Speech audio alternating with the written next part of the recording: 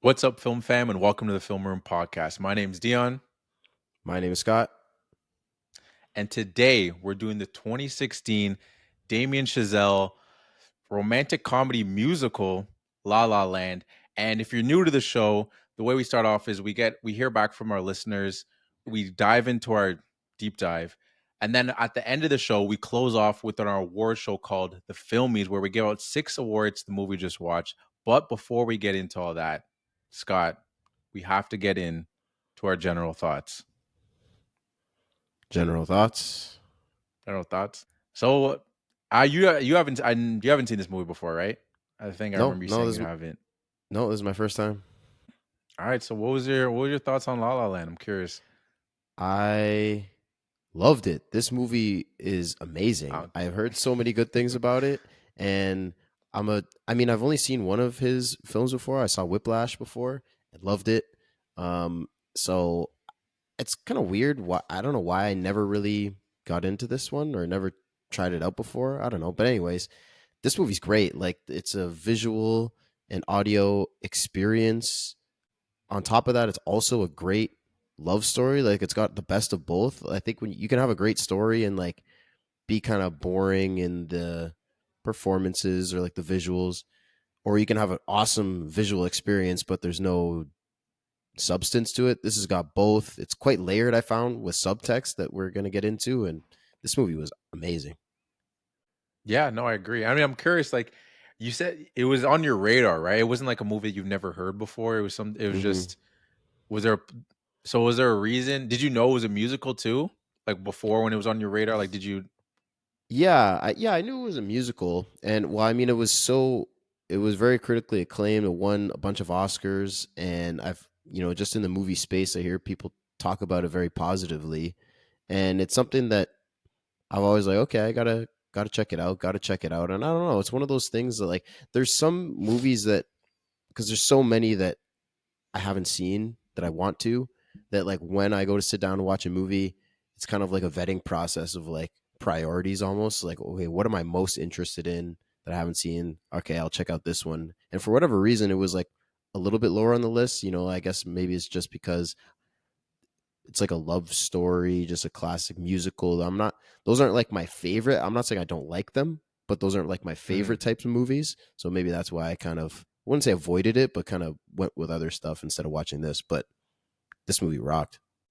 Yeah, no, I 100% agree. Like it was similar to you. Like it was on my watch list for a while, and there was it had a lot of great set pieces, like you're talking about.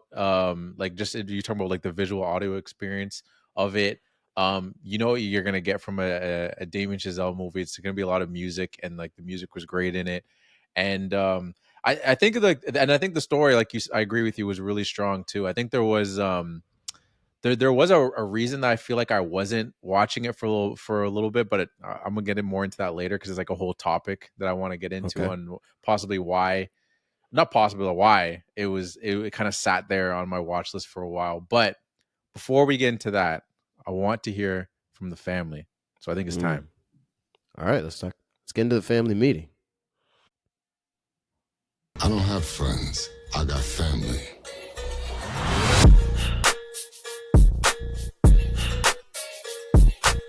Welcome, everybody, to the family meeting. This is where we like to get your opinions. And this week on our Instagram story, I asked the question, what's your favorite Damien Chazelle film? I've now seen two of them. You've seen three? Three, yeah, Okay, yeah. 3 out of the 4. Yeah, well, he's got four. He's actually got five that he's directed, anyways. Four, like, features. And then there's like Okay, yeah. I guess it's not a short film, but it's like a shorter film. It's one that he actually did for a school project. But I looked it up. It's got 92% on Rotten Tomatoes. So according to Rotten Tomatoes, it's pretty good too. Okay, And was it like an actual? Did it actually go to theaters, or it was just something that was like he made for school and wasn't actually released anywhere? I think it had a very limited release because it did have a box office number attached to it. It wasn't a lot. Let me see if I can find the name of it. I can tell you is Guy and Madeline on a Park Bench. So very Okay, I creative think, yeah, name. okay, I'm seeing that. But I don't know. It's probably pretty good. But the other one, yeah, First Man from 2018. That's another one with Gosling. Yeah. Babylon, Whiplash. So, anyways, for the question that I asked, I put in the poll. I put La La Land, Whiplash, Babylon, and other. And Whiplash won with 62% of the votes. La La Land, Babylon, and other, which I asked to specify, but they didn't. But anyways, they all tied at 12% of the vote. But so Whiplash got the dub. That's kind of what I was expecting. What do you think? Yeah, no, I was expecting that too. I think just because it's probably I don't want to say it's the most well known because you assume La La Land would be, but I think there's definitely that line of people that will are open to watching a musical and then aren't, and then Mm, Whiplash, there's no barrier to entry for that. So like some people that might be like, okay, I heard this movie's good, but it's a musical. That might be like a stop for you, but then they're like, oh, it's Whiplash. I heard this movie's good. It's not a musical. So then I think that's what that maybe the friction comes from that. So that's why I probably expected Whiplash to be the number one. that's possible. It could be the musical thing, but you're right. It kind of should be La La Land just based on like how many people have seen it. Now, I don't know if that box office necessarily reflects that because this movie was a big box office hit, whereas Whiplash still Mhm. was a hit as far as compared to the budget, still made a lot of money, but as far as gross, nowhere near what La La Land made. So you would think more people have seen it. I guess Yeah. that doesn't necessarily actually go hand in hand, but Whiplash I think maybe people like more too because that's what would have introduced Chazelle to them. You know, that's what the first movie that really was popular for him. So that's probably Mhm. the first movie that a lot of people saw, and it really came out on fire. And they were like, "This movie was sick. This guy's great." And then you're like, "Okay, let me see what he has next." And then you have that level of expectation. And even though this one, for me, anyways, lived up to that expectation, maybe just like the initial wow factor of seeing the first of his movies, maybe just holds that over the head. I don't know. Yeah, no, it's a good question. I don't actually know. Like I think what you're saying is definitely valid. I don't think like the musical thing is that much of a thing, but I guess and also it's just the people that are listening to our podcast and follow us on Instagram. It's just that Yeah. just happens to be the case that they like Whiplash more. I guess maybe we're trying to think too deep into it, and it's just that simple. Yeah. Yeah, maybe you're right. I did quickly look up Guy and Madeline on a park bench. So I had a $60,000 budget and $35,000 box office. So it definitely went into really okay. Yeah, I had his world premiere at the Tribeca Film Festival and was then released in a limited release. Mm. So a limited release. So one question I did want to ask you because you've seen La La Land, Whiplash, and Babylon, right? Mhm. So I've seen now La La Land and Whiplash. So Babylon is that's one that I've heard very polarizing opinions on. Like some people love it, some people hate it. But I'm just curious, Yeah. what side of the fence are you on with that? I'm on the I know it is become like this, you're either Babylon or you're not Babylon Yeah. on the internet. And I'm pro Babylon. Like I didn't think it was gonna get backlash. I shouldn't say backlash, but just people not loving it as much. I feel like that a lot of time that will happen if with a long run time movie. Mm. Cause it's either maybe it just starts off, but a little slow for some people. This movie is definitely not that though. Like the opening of Babylon is the party that you see in the trailer. So Oh, it okay. doesn't start slow, that's for sure. But I don't know, maybe I think maybe different people had different expectations what they were expecting from the movie. So I think that is a huge part of it. On I don't without ruining it. I mean, the plot is basically like you have these three characters, and you're kind of going off and seeing how you see them from the beginning, and then you see how they make their way through like Hollywood as it starts from like we're in the silent film era, and then we kind of go into like when the talkies come out. So it's when they first started making movies where you could speak and Hmm. stuff like that, and then how their careers kind of went from there. And I think it's interesting. Just I think it must supposed mainly because I love movies and I like movie history. And I actually have a little thing about movie like kind of like the movie history of like musicals as we go further on Okay. into the in our deep dive. But no, I find that stuff interesting to kind of see. It's very character driven. So maybe some people just don't like that. But if you've I don't seen know. if you've seen either of his first two movies, they're very character driven. There's not, I guess in this movie there's like some more of the visual fun stuff. There's the songs and that stuff to keep you interested if you like it, but like Whiplash is all about character. There's not a lot that happen. I guess if you like music, like there's cool music, but the movie Yeah. itself is very character driven. So if you liked his first two movies, then I feel like that wouldn't be something that would you would dislike from his third. Yeah, no, I don't know. Like I've seen some of the. I'm just going based off some of the few things because I don't dive to like when I hear people don't like a movie, I don't like. I don't go dive too much and like why aren't people liking this? I like see one thing and be like okay whatever, but I didn't do like a deep dive on like Yeah. why people don't like it. But just from what I've heard of, it's just the thing that I hear a lot of people say when it's like they don't like a long movie, like it's kind of long, could have been shorter. And I'm like great feedback. Yeah. So I'm like, what what would you did have you not cut? like? Yeah. You got to cut Yeah, that's what I'm something. saying. I'm like, you're following three people's stories. Like, I mean, like, I feel like it was fine. Not every moment is like as electric as, but even Whiplash and I feel like this movie have like their downbeats. Not everything's freaking high energy all the time. Like, there's No. down parts and it comes back up. You need to come down to come back up. No, that's actually a big part.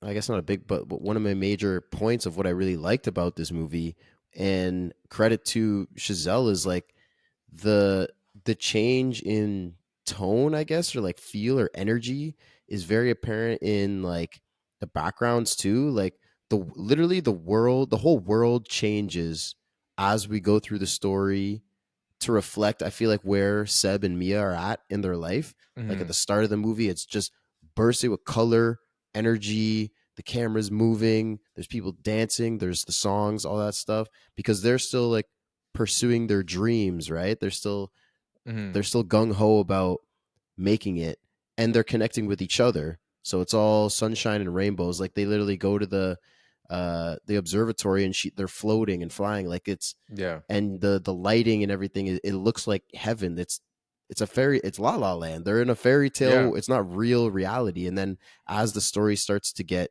real and they have conflict and like they give up on their dreams, all that color and all the pizzazz of the songs and all that stuff goes Yeah. The away. And then it vibrance. comes back a Yeah. little bit at the end.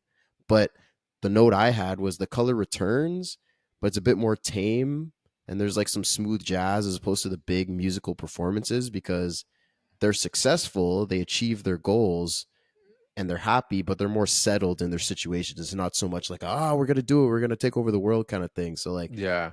the way that changed throughout the movie was actually super cool. Yeah, no, I agree. And it's funny, I saw a point on the what kind of to go to what you're talking about, like the hopefully I'm not stepping on one of your words here, but if I Step am, away. then It's all good. we'll find out later. But David Wasco, like the production designer, I saw that he built like a color arc that follows like their relationship. So like as they were building this, they kind of kept that in mind with that. As that was like a story beat, they're like, okay, we're gonna keep it like as we're going through this is like kind of like the moods of the relationship, and as the moods change we'll start pushing more towards like these tones and colors. So that's interesting that you mentioned that. Yeah, I didn't read that, but like, because I never read anything really going into the movie. So I Yeah. just Well, I kind mean, I of, read this afterwards. Yeah. yeah, I'm not saying that you didn't, but I'm just saying like this is something I noticed like as I was watching the movie. Like Yeah. it's getting not even really darker. It's just like more toned down colors. Like there's Yeah. when because there's the different time periods, right? It's like spring, it's the season, spring, fall, Yeah. summer, and at the start of, I want to say, winter, when like Hmm. they start dating and he's like, oh, you got to write your play. She's writing her play with her roommates, comes downstairs, he picks her up, and there's like purple garbage cans on the street, and like she's wearing a Yeah. bright blue dress, and it's just like that is not real. No one has Yeah. bright purple garbage cans. And like when he goes and sings on the pier and it's a perfect sunset, and Yeah. he danced with the guy's wife, and the guy's like, hey man, what the hell, that's my girl. Like Yeah. just the whimsy and everything is when they're feeling whimsical and energetic is just Yeah. it's that's so cool. That's such a good idea to go with just from a Hmm. creative perspective. No, 100%. Like I agree. And like you said, it wasn't even just her, like everyone around her too, like her friends, like you were saying, were all wearing like these vibrant the opening scene. Everyone that is like in that opening scene is wearing like these just vibrant, solid colors.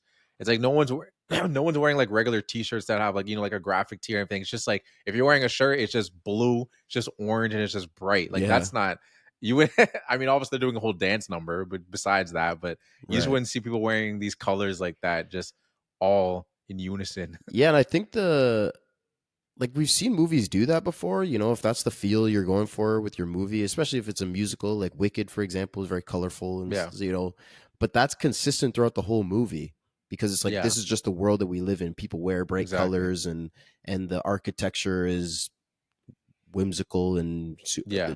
bright, and that's just the way it is. But Hmm. the fact that the world change throughout the movie, I've I don't want to say I've never seen that before, but I honestly can't think of another movie that's like literally changed like the laws of the world. Or is it more just like we're seeing it through their perspective? So like when she's floating, obviously she's not actually floating, but she feels like she's floating. You know what I Yeah. mean? Yeah. I think the only I mean it's purposeful shifts like in coloring.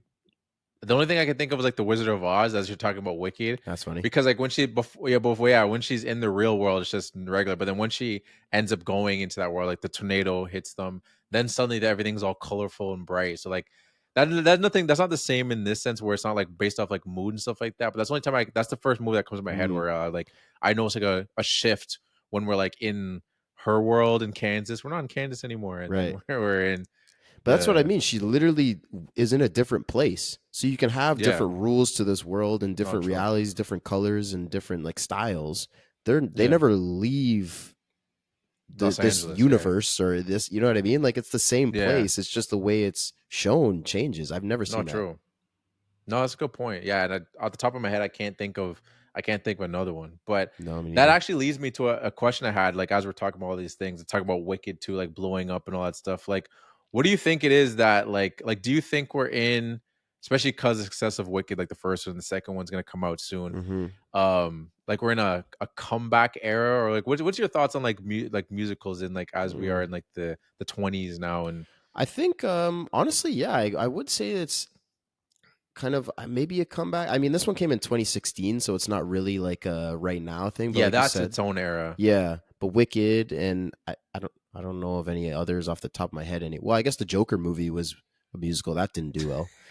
Nah, if we weren't. People weren't feeling that one, but I think people like Broadway, like actual musicals. Not that movies Like aren't actual Hamilton. musicals, but yeah, that's what I mean. Hamilton, those things. Like I just think it's those stories are proven and that people like them.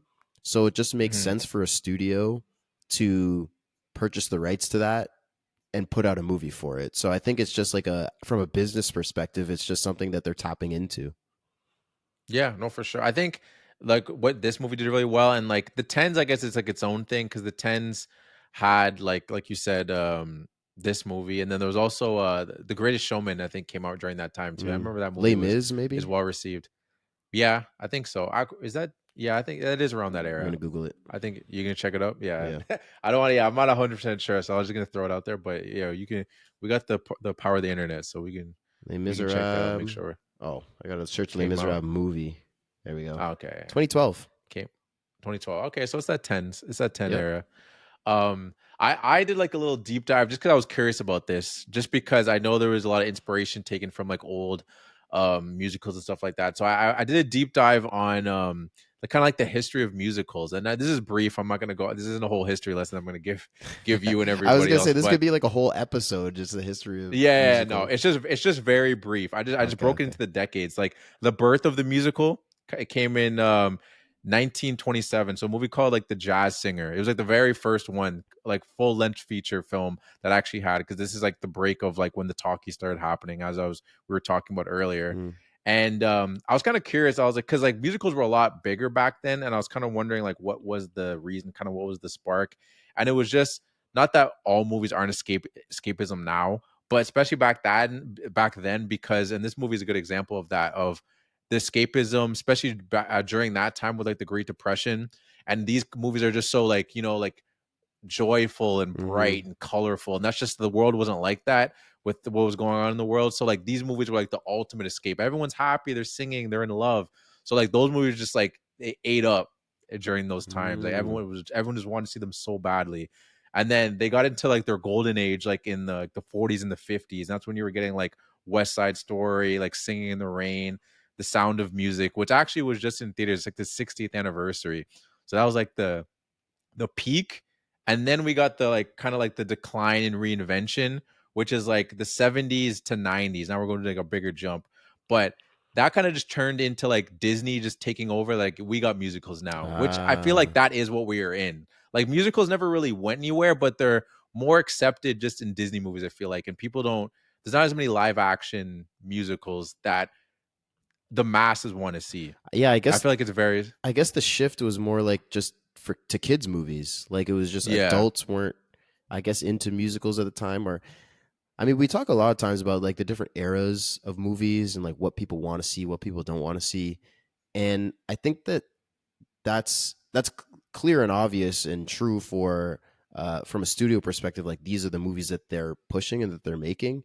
I don't yeah think that's necessarily reflective of the people and the times.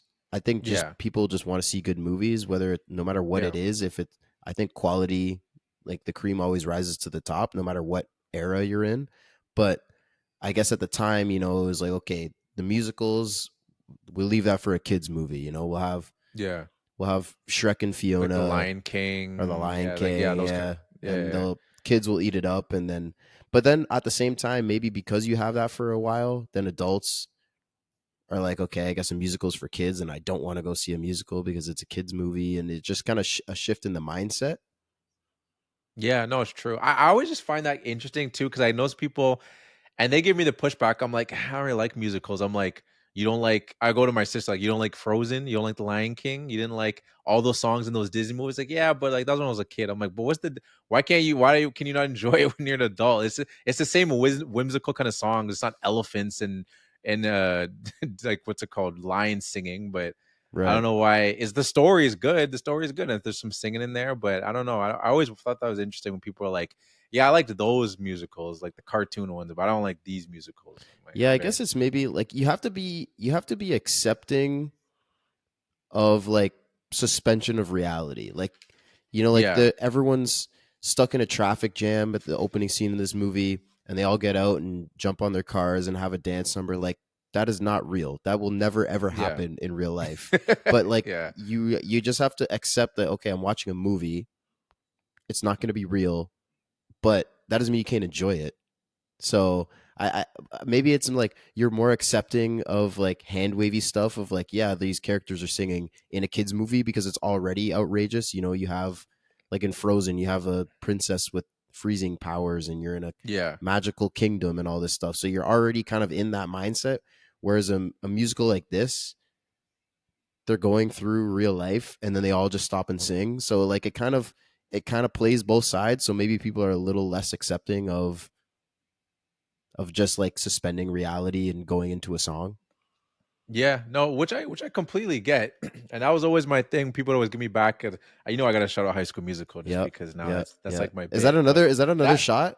Do we gotta, oh if you what mentioned High School High Musical, School you take a Musical shot? nod? Another Yeah, drinking game?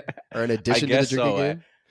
And just for anybody that's hating you, I looked it up too. I didn't actually know the box office on High School Musical 3. $11 million budget, $250 million Damn. Certified. worldwide. So Certified. so I'm not the only one. That's a lot of people that went to go see that movie. Yeah. I'm not in a niche here, but like there's certain movies that just like when people just don't care. Like Mamma Mia, I wrote down The Greatest Showman. Glee had a moment that was on television. I'm sure you Mm. remember that show Glee. Yeah. People were all up into that. It's just yeah, it's weird how like people they'll accept the Disney ones and whatever, and then after that they'll just go from there. But I don't know. I thought that was interesting. Just a little Interesting. history thing on what's it called on musicals. But one thing I also wanted to go on to is just I know you said he had a lot of points on this movie. My first thought was just on the relationship between Seb and Mia. Like, I'm curious Mm. what was like just one thought you had.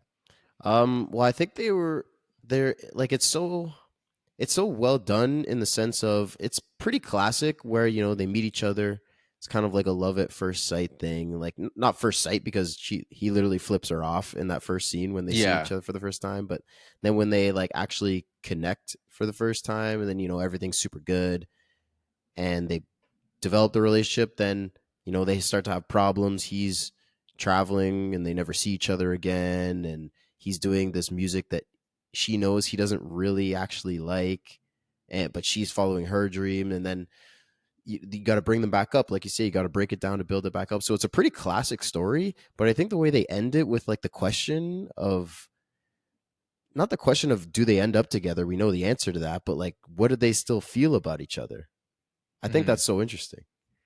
No, I agree, and I like how they started out at odds. Like I didn't expect to see that. Like I thought I didn't know. I actually never watched a trailer for the movie. Mm. Like I always just because like at the time I didn't watch it. Obviously, this is my first time watching it, and when people are like, "Oh, you got to see La La Land," or like "La La Land's good," I never went to go watch a trailer for it because I kind of figured I knew what it was about anyway. So I like how that was different. I thought it was gonna be more of like a love at first sight kind of thing, but they started at odds, and it made me curious about the movie. I'm like, okay, the first time they're seeing each other, he's flipping her or she's flipping him off. I'm like, where are we going from here? Yeah. Like, how do these two meet? And then she tries to say what's up, and he just like bumps her shoulder and Yeah, walks out. Like I wasn't expecting that. yeah, You same. know, you're like, oh, here's the girl, here's the guy. They're gonna meet for the first time. He's playing the song, and it's a perfect expectation subversion too, because it's something that we've seen so much. And like, okay, he's playing the music. No, you just got to stick to the Christmas songs. Yeah, J.K. Simmons is in there, yeah. I was gonna fucking say ripping them to shreds. That's his guy. J.K. Is he in that is this Babylon? guy. No, I don't Damn, remember actually. doesn't He have a maybe he little, if he did, it was a small yeah, a role. little If it role. was, it was a small role. Because I don't remember him in it. Okay, yeah, yeah. What he got, I saw him in there. I was like, hey, it's Fletcher. That's his guy. He got him a bunch of That Oscars. honestly could have been. It could have been Fletcher. Honestly, it could have Actually, been in the yeah, same universe. you're right. Honestly, it kind of should have been. He should have like thrown a chair at him or something and got like super pissed off. But anyways, he's like, no, you got to play them. You got to play the Christmas song. So he gets a little funky, gets in the zone, and then the girl, and no one else appreciates it, right? But she appreciates it because she's an artist too. And then she's gonna come and say, "Oh, that was really wonderful." And he's gonna be like, "Oh, wow, I thought you just wanted me to play Christmas music, and no, you actually like jazz too. Oh my God, we're soulmates." But no, he Yeah, just goes right bumps through her. her and leaves. And I was like, "Oh snap, Yeah, which is wild to do to a girl. crazy, First of all, crazy!" yeah, Just body her in like a restaurant yeah, like that's obviously because it was definitely on purpose. He could have walked around it. That was for definitely. sure. Yeah, you know, I was waiting for it, and it would have been such a cute thing if he had J.K. Simmons' character being like, "You don't like the song?" If he said, "Not quite my tempo," I would have popped. I would have Were you gotten so rushing gassed. or were you dragging? Start smacking him in the face. Oh I man, mean, just we gotta having do him there that. at Yeah. all was just, that was like the No, nod, I enough. guess, to Whiplash. But Yeah, like, hundred yeah, percent, right. The opportunity was there. 100%. But no, I agree with a lot of the points you're saying too, and like the I like how the movie it played into those all those romance tropes, like those rom com tropes. But as we've been talking about, it really like the realness of a relationship is so much like embedded in the movie. Hmm. Yeah, because I mean, the but it's also so consistent with who they are and like related to their story as well. Like, it's not just they're fighting because they don't have enough money. Let's say, like a lot of times, you'll have two people. Yeah, we love each other and everything's great, but like we're artists and we're not making money, and this is why we're fighting. Like that seems too easy almost.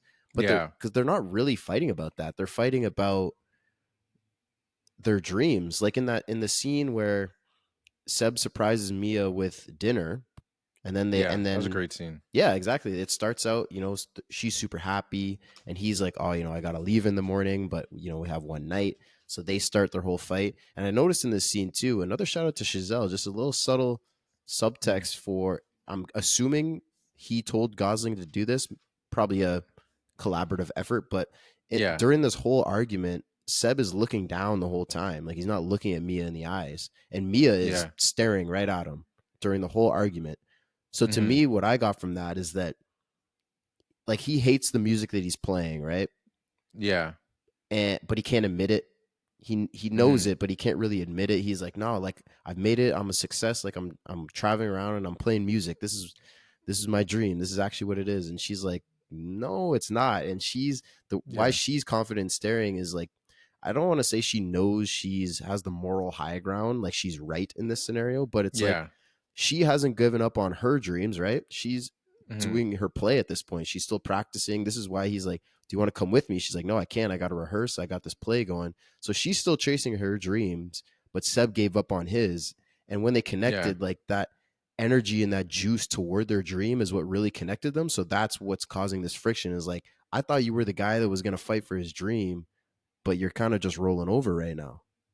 Hmm. And which is why, like, without that, like, if you watch that scene without context, you'd be like, "Yo, Seb's kind of like a dick. Like, why is he like like coming at her like that?" But the context is there, as you're saying. It's just like he's like, "I never wanted to do this. Like, I pushed that dude off initially, and you're the one that told me that, hey, like, it's a gig. You know, he's gonna pay you. Maybe you should do it." And he's like, "You know what? Fine. Like, I'm in a relationship now. Like, we got bills to pay, so I'm gonna do it for you."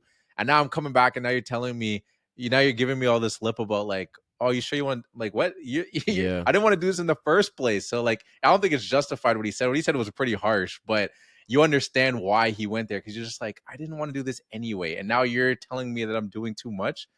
And it's tricky too because there's that the scene where she's talking to her mom on the phone, right? And she's like, "Oh, Yeah. I got this play going, and no, I'm not getting paid to do the play. I'm actually paying to do the play." And Yeah. Seb, no, he doesn't really have any stable job right now. He's just doing different gigs here and there, kind of thing. So like he overhears it, so he kind of gets the sense of Yeah. like, is she embarrassed, about me or of me, I guess. And so like that's that internal pressure, which I guess you can't blame Mia for. She's just telling her mom the truth.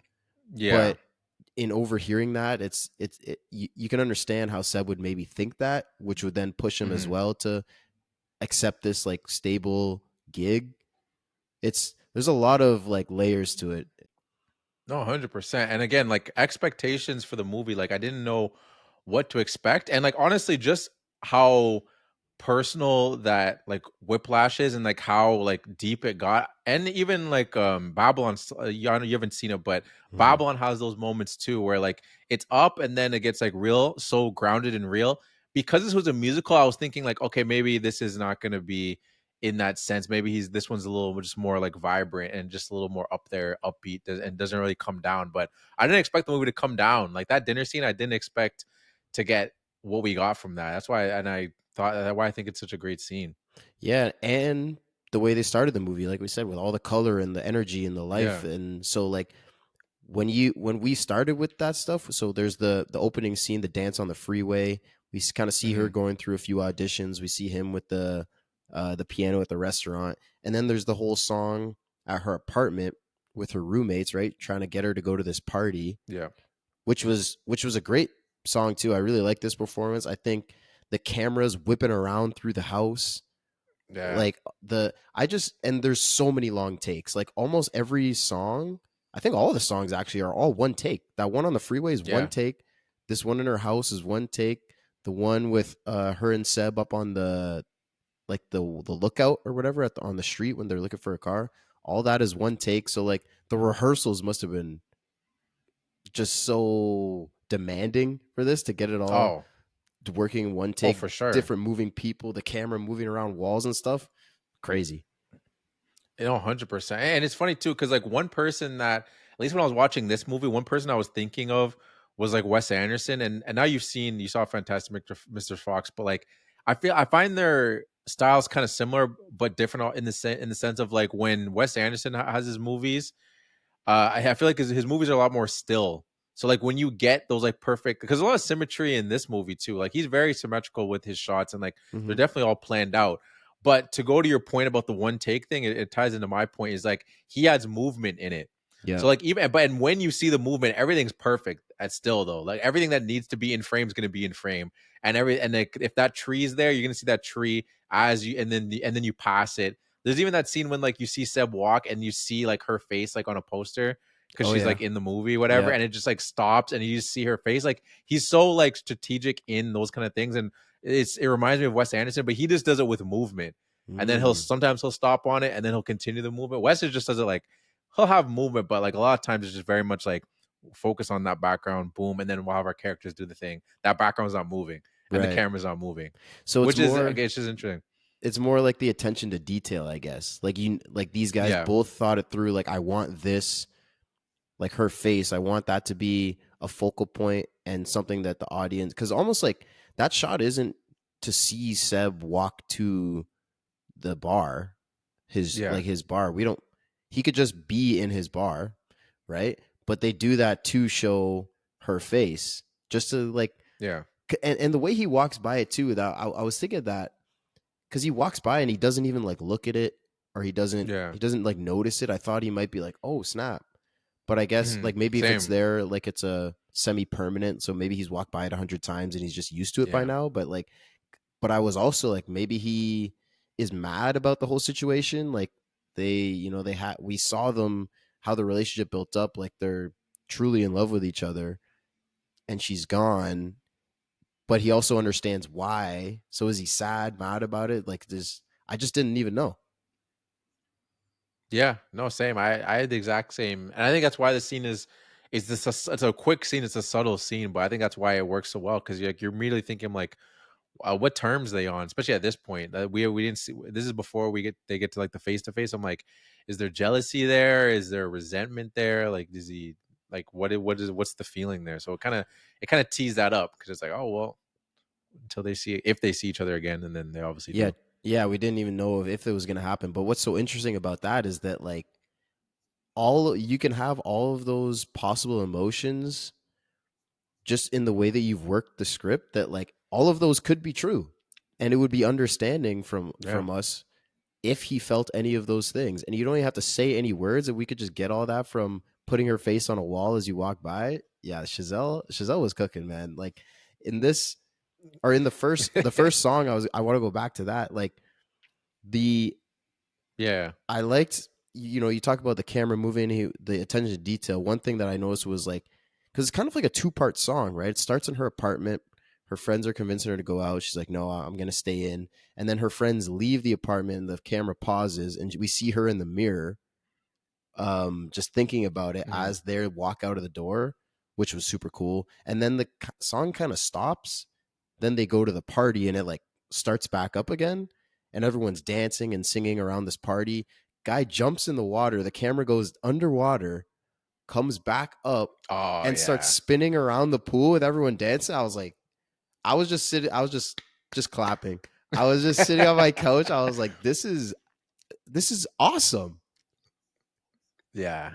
No, that was dope. I had that point written down too. I was like, that jump in the pool So sick. that dude almost got my six man just for that, just because it was such a moment. He didn't in the end, but I had he definitely if you didn't mention him, I had to be just thrown in at some point. But no, that was a great scene. It's just a lot, there's so much thought going into all this stuff too. And like there's a reoccurring thing that kept happening in the movie too, which I thought was really cool the way they handle it. It's just like when focus was being put, like how slowly the lights came down for people.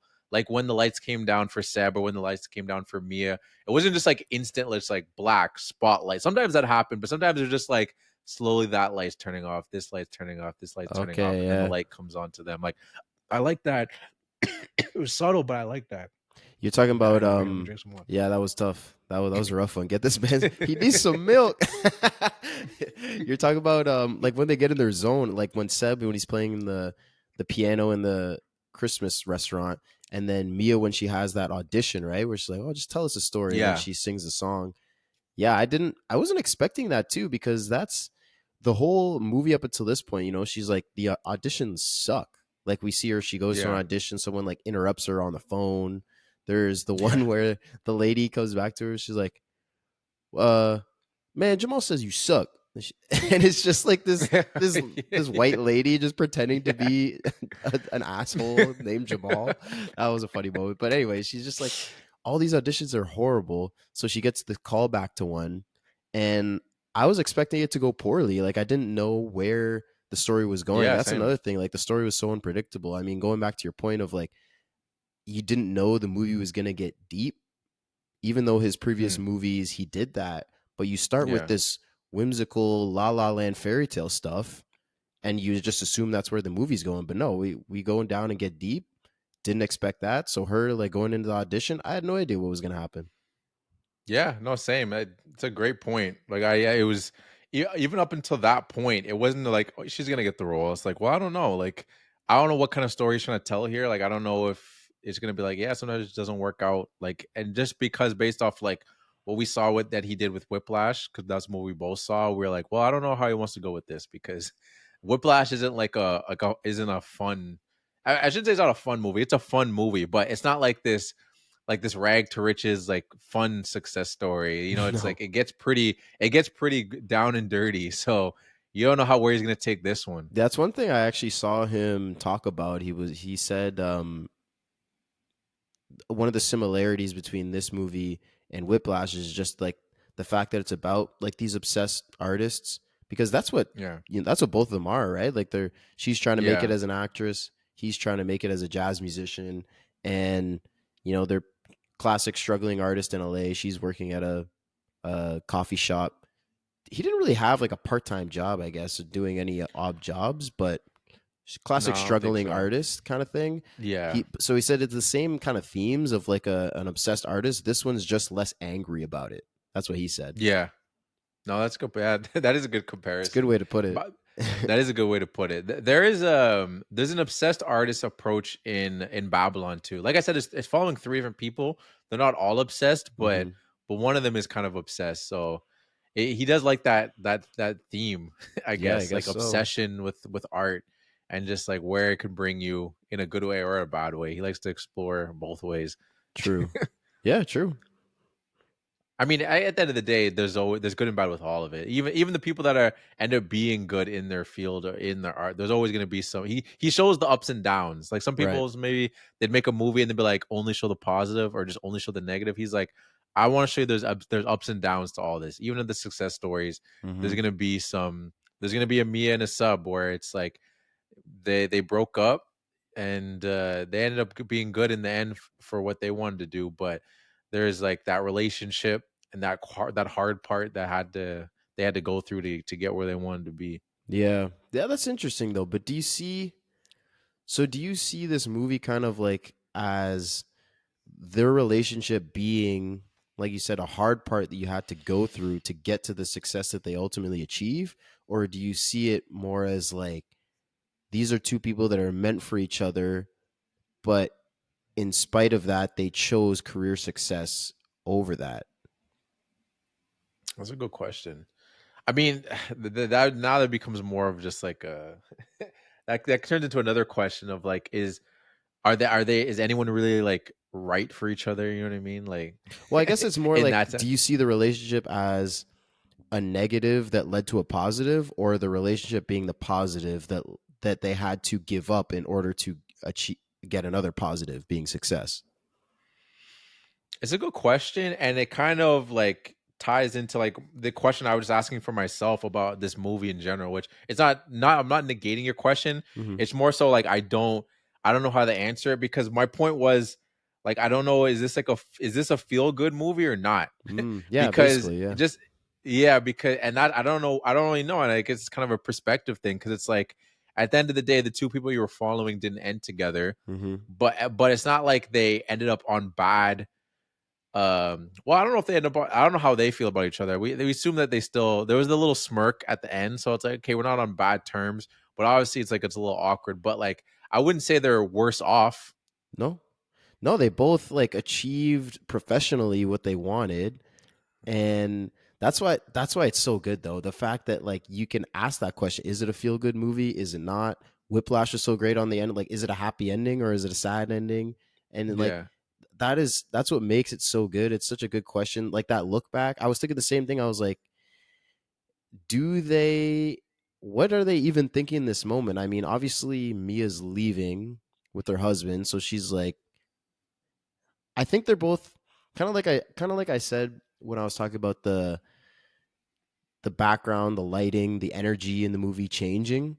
Kind of at the end, like there's still color that comes back and there's music, like Seb plays the piano, but it's not like the big, bright, funky songs of the start of the movie, because I think they're settled and have accepted their realities. So they're like, they see each other and there still is that love that they have for each other, but they're like, Hmm. we know we're not just gonna like I'm not just gonna sweep you off your feet and take you away like I did to your boyfriend 5 years ago. Like Yeah. we're not at that point right now. Like I got this bar going. I got to do this. You're an actress. You got to do that. You have a husband and a kid. I don't know if he knows she has a kid, but I guess if she's a famous actress, maybe he could look that up. I don't know if he's keeping tabs Yeah. on her, but I think they've just You accepted know like, he is. oh, okay, you think he is?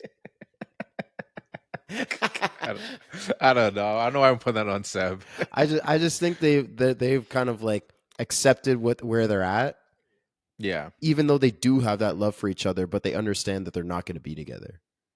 Yeah. No, that's a good point. And I think too, I think a thing that helps even the question of if it's a feel good or not is the fact that he put in the alternate timeline. I think that Mm, does like make the viewers feel a little better, where it's like, okay, so this is what would have happened if they actually did stay together. And right. and the fact that you saw it, you kind of felt like you experienced it. Like it kind of felt like it happened because you saw it. Yeah. Yeah, I see your point, and I think that's actually really interesting too, because that lead, like, while that whole song is happening, this is just after they saw each other, right? Yeah, So I, while the whole song is happening, I'm like, what is gonna happen? Like maybe Mia would have left her husband and gone to him. Like that could have happened. He was yeah, playing the song on the piano. He's playing it's their song, right? That they played yeah. together. So he knew what he was doing. He knew what he was doing. He's like, oh, there's Mia. He saw her, plays the song on the piano. Their whole what would have been. They have kids. They have happily ever after. Whatever. Move to Paris. All this stuff. Maybe because to me, like this is what's going through her head through this song. Yeah, We're seeing kind of her dream, yeah. and when we come out of the song, I was like glued to my TV. I'm like, is she about to leave her husband and go to Seb? Is she about to walk off? Like what? I had no idea what was gonna happen, but like Yeah. all that is fun, and like you say, it gives us kind of that experience that we kind of got to live anyways. But it's also just Mhm. building suspense, though. Where I'm just like, what is happening? What's gonna happen? Yeah. No, 100%. Because it's like it's the slow like pull apart, right? Like she's like, yeah, we should leave, and it's just like, do you want to leave though? And then Mm. she's slowly making her way out. Her husband leaves before she looks back. He looks up. It's like, uh, anything? Yeah. Do you want to We stay get for one anything more? here? Yeah, exactly. That's like, Oh, I don't know. uh, and then we don't get it. So then yeah, that's why I asked the question, like, is it feel good or is it not? But he showed it to us, which obviously I think was obviously on purpose, because I think he wanted to like, I don't know. He's like, I don't know if I don't put this in, I don't know how the viewers are gonna feel about it. I didn't look it up or anything. I'm just assuming that that's what that was. But ultimately, I would say I think it is a feel good. I think literally just Yeah, because of they smile at each other. So yeah, just no, that's just true. like that's the one thing that's just like, okay, they still have feelings for each other. They still, like, they see you, like, I see you, I have love for you, but I'm also proud of you for achieving what you said you wanted to achieve. They both did. So it's kind of like that accepting thing, but still love. I think it's happy. I think it's meant to be happy. Yeah, that's true. You know what would have been a really cute ending, and I just thought of us on the spot, is if he did the smirk, and then just to tie back to the beginning of the movie, she gives him the finger. That would have been so good. That would have been, and he would have laughed. It would have been like a funny thing, not like, oh, she actually hates me. To be like, I remember the first time we met, and be like, Oh, that would have been so good. I wonder if that's an yeah. idea that they had and they like ultimately decided to go another way, but I wonder if that thought even crossed his mind. That's a great idea. Hit Maybe up I got you with the Damien. deleted scene. Yeah, Yeah. exactly. Gotta hit up the Yo, deleted scene. Let Damien, me if see you're if that's a listening, deleted. bro, did you think of that? Because you might need Dion as a consultant on your next movie. That was a great idea. Hopefully, I don't know if he's got any movies coming out recently, but maybe we'll catch him on TIFF or something. That's a rough one for her husband, huh? I mean, he doesn't know. Yeah, He doesn't know, no, it but is a like, rough. imagine being that guy. No, that's true. But I mean, for a lot of people, they are that guy. They just don't know it. You know what I mean? Some people are lucky in the cases where like they meet someone and it wasn't like later on in life, so they didn't have like a long relationship Mm. beforehand. So then there isn't that. But some people are just that guy. You just don't know it. Yeah. Yeah, yeah, but I mean, like like you said, like it's people have exes, like Yeah, that's life. that's normal. That's Yeah. normal. But I mean, but this scenario where it's like the ex that you ran out of dinner with another guy to go meet at a movie theater, and Yeah, that's true. then you were dancing around the top of LA with, and That is true. You floated. You you guys floated floated. and You floated with this man. And you're now in his bar. He yeah. just He played used your your logo song. too. He used your logo Use your that you drew logo. up. Yeah, that's crazy. Nah, You think that's she and then you look back and I'm, smile at him on the way out. That's tough, man. you bet if she sends him a voice note? It's like, yo, that was my that's my logo, yo. I Yeah, need to check. he gets a lawsuit the next morning. Like, that's my intellectual property right there. I drew that logo. See, that's true. Actually, he used your logo and named it Seb's the whole time. That was a whole scrap. He's like, nah, chicken on a stick. It's got to be chicken on a stick. Yeah. Why do you go back on that? I was waiting for that. I was waiting for the chicken on a stick reveal. And then she'd be like, but I didn't actually expect the Sebs. No, I me didn't think neither. he'd go with Sebs. I thought he was gonna do the chicken on the stick. Because he was so adamant about it. I was That's like, what I'm no, that's saying. chicken on a stick. That's the thing. But that's what I mean. So I think that's also a little clue that, like, I don't think he can get over this girl because I guess we don't know, but I think we're led to believe he's single. Yeah, Like, we don't yeah, see him I with think a so. girl, Yeah, we don't right? see him. No, that's true. And we see him drive to the place, and maybe he would have showed up with his girl if that's what would have True. happened. So I'm assuming he's still single. She has her new man, so maybe it isn't meant to be a happy ending. This guy, like, he's devastated, man. That's his girl. He had one more chance. She came back and she walked out. But he does have his restaurant. He has always wanted that. Like, so again, like, it goes to our point. Like, it really just depends what perspective you come at it with. True. I think at the end of the day. True. But I don't know. that's why the dream sequence of, like, what could have been was so good, because they could have had it both ways. They could have been It's true. together No. and had successful careers. No, 100%. It's not what ended up You're not happening, wrong. but It's not what ended up happening. um Do you have any other? oh yeah, there's Yeah, there's a part earlier in the movie when she gets a call back, right? So she comes and she's all happy. Oh, I got a call back for something, right? They were connecting to each other, both, like I said, struggling artists.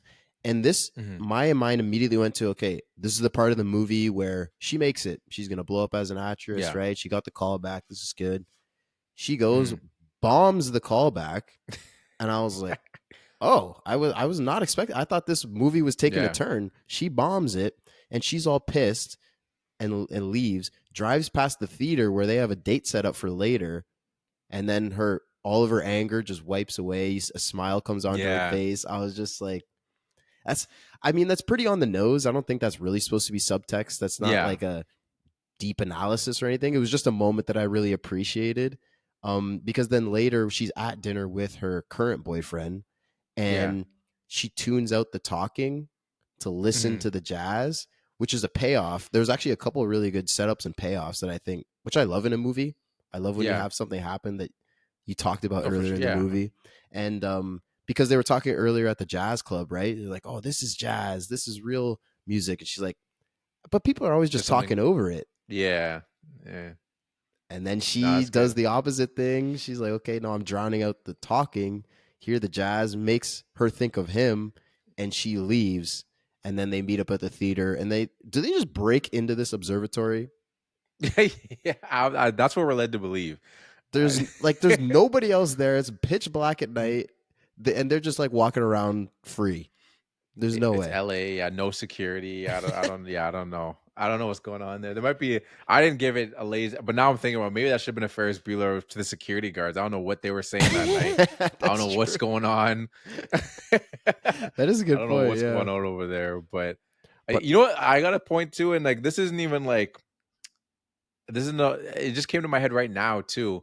The fact of like the dinner thing with that movie, and then also with Seb and like him having the photo shoot and her having her play, her one-man show or one-woman show, right?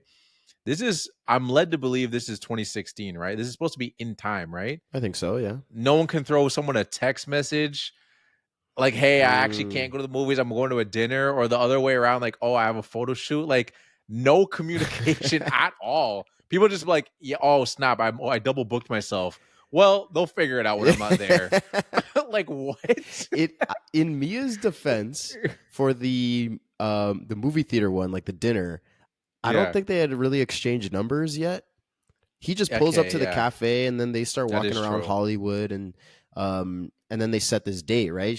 He's like, "Oh, you're going to be in this play. It's kind of like this. We're going to watch it for research purposes." He's just Yeah. True. That is true. so they But set the date. I don't think she had his number, but for the one you're man probably right. show, they've been dating at that point, so he Yeah. definitely had her number. So you're right on that one. That's pretty whack. And also, like your points that you make about that is valid with the movie theater thing. But I'll go back to the fact that it's 2016. You're going on a date with a girl. You're not going to exchange numbers, Instagram, nothing. True. Yeah. Like you expect everything just to go to plan. Like nothing could possibly happen. That Yeah. maybe I need to hit you with a quick text. Hey, I'm going to be 10 minutes late. Just go in with that. Or You like know what go that? pick her up, Seb. Yeah. Pick the girl up. What are you doing, bro? And if you're Yeah. gonna do that, then you'd have to get her number to get her address, or she'd, I guess, give you. She could have just given him your address, but no, you're gonna get her number. Go pick her up. Take her to the movie.